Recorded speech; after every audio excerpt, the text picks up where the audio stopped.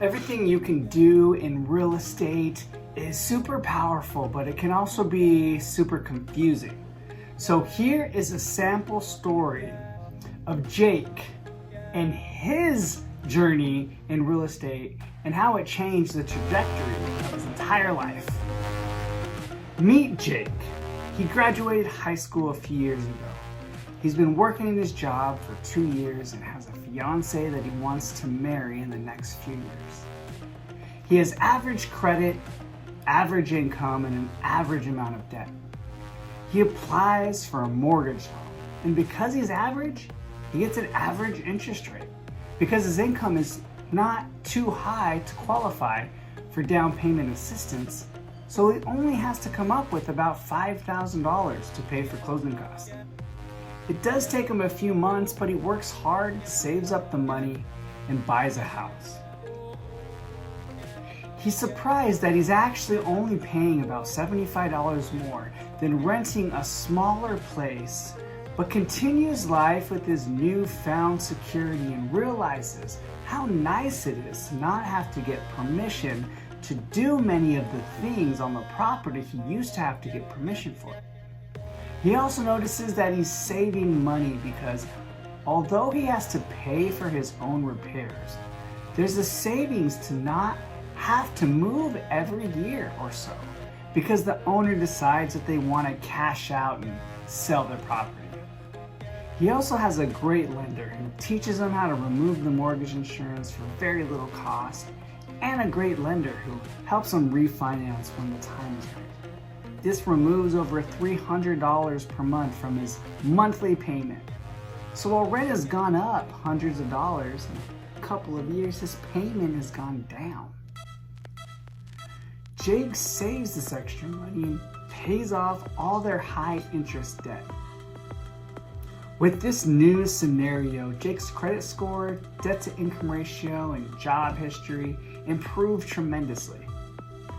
His income has not increased very much, but it's okay because he plans to rent out his current house, and with that extra income, he now qualifies for a much bigger house in a bigger, better neighborhood and with much better schools. Jake takes the plunge and buys the bigger house. By the way, he got married and has a child on the way, so this bigger house in a better neighborhood couldn't have come at a better time. It's not their dream house, but it's a beautiful house in a safe neighborhood, something to be very proud of. They live there for about 5 years, do the same thing with their realtor and lender, removing the mortgage insurance and refinancing to a lower payment, but then they hit a crossroads.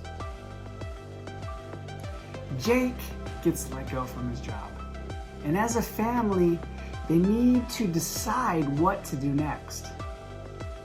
They're confident that with Jake's experience, he could fairly quickly find a similar job with similar income and similar benefits. But when they get to the part of the discussion that rents have been going up every year, Jake and his fiance realize that they have been making more and more money every year from this one rental, and they've been saving it. Because of that, they have now socked away enough money that they easily have a 6-month emergency fund just for times like this. But they also have $150,000 in equity due to the house appreciating over time. After house repairs and fees, the realtor has determined that they could walk away with between $120,000 and $130,000. Jake has always wanted to start a business.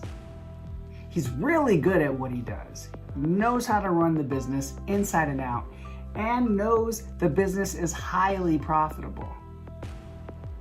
After a deep conversation with his family, they decide that they will always regret it if they don't go for it. They soon list their rental, sell it, and have the cash sitting in the bank. With a new business, due to unexpected costs, profits, they don't come rolling in. But due to the low mortgage payment, they're still comfortable.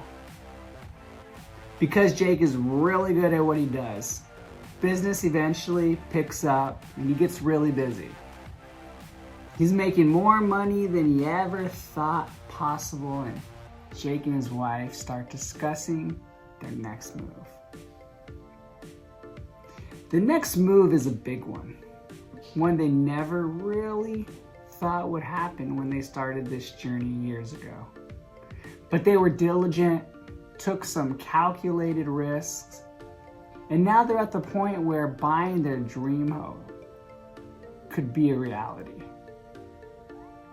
Now this could be the end of the story, but it's not. See, Jake has learned how powerful real estate is, and he's learned a thing or two about how amortized loans work.